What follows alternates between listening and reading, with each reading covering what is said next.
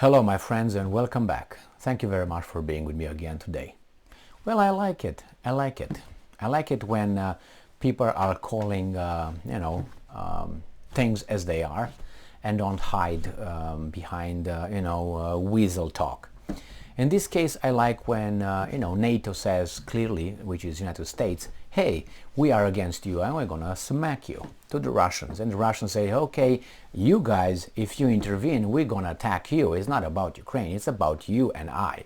Right? I like when they finally say it straight to each other's face. But I think they already spoke about that. It's just that they now let us know about it. I mean, that was figured out. It was not hard to figure it out. We knew that since 2014 already, or even before, when United States started moving NATO more and more towards Russian territory. So this article comes from Reuters. It's from October 13th, 2022. Russian official warns of World War III if Ukraine joins NATO. Okay, that means they're gonna blow the house out. So be it. Can you do something about it? No.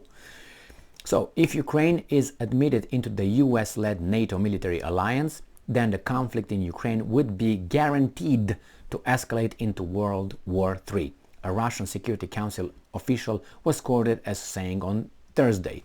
So, remember, Russia cannot win a conventional war, I think, against the Western countries. I don't think it has the resources, the human resources, the material, the military.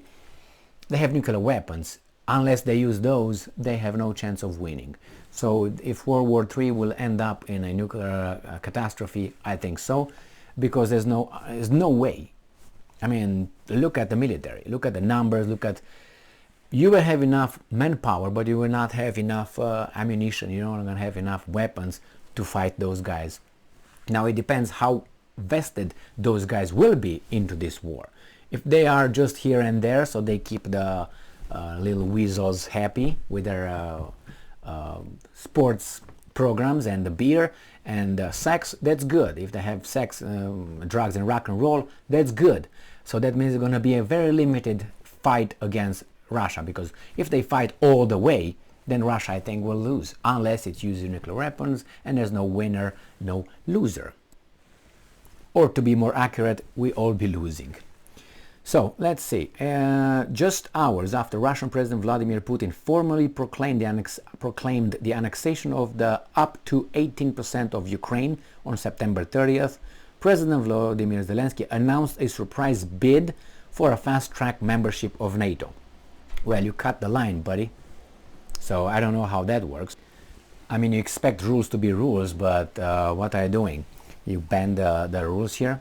So, full NATO membership for Ukraine is far off because all the alliance's 30 members would have to give their consent. And I'm quoting, Kiev is well aware that such a step would mean a guaranteed escalation to World War III. Thus quoted Alexander Venediktov, the Deputy Secretary of Russia's Security Council, as saying.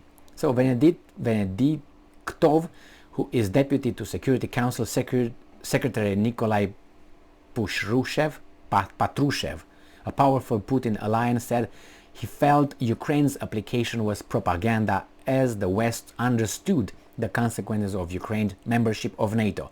Yeah, but it doesn't mean that they will not push for it, little by little. The suicidal nature of such step is understood by NATO members themselves, he said. Well, President Vladimir Putin has repeatedly railed against the United States for driving NATO's eastward expansion, especially its courting of ex-Soviet republics such as Ukraine and Georgia, which Russia regards as part of its own sphere of influence. Putin on September 21st warned the West he was not bluffing when he said he would be ready to use nuclear weapons. He didn't say that. He said, I will use any Russian military at our disposal. That includes that, but he didn't use the word nuclear weapons to defend Russia against what he said was nuclear blackmail from major Western powers.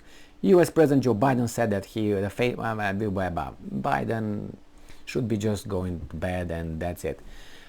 We must remember a nuclear conflict will affect absolutely the whole world, not only Russia and the collective West, but every country on this planet, Venediktov said.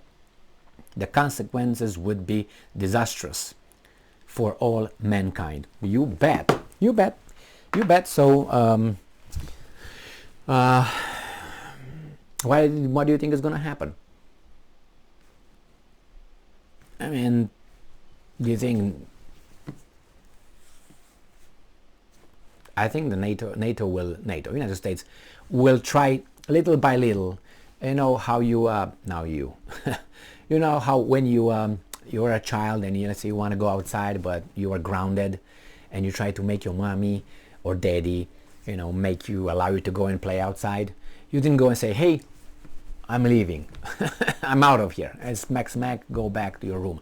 So you wouldn't. You say, you try little by little, saying this, being nice, but actually making your way towards eventually, Mommy, can I go outside and play with Tommy, John, and whomever?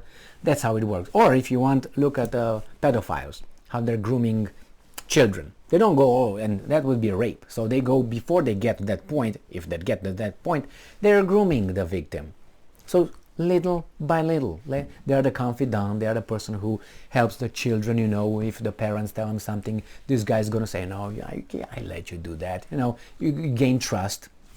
That's why they do it. And then little by little, you become more and more. You try then to groom it by watching certain things, looking at talking about certain things, and then on and on, little by little. Come on, why don't we play a little bit? Why don't you rest a little bit? Why don't you sit on my lap? Why don't you? And that's how it goes. The same thing with these guys, with NATO and Ukraine.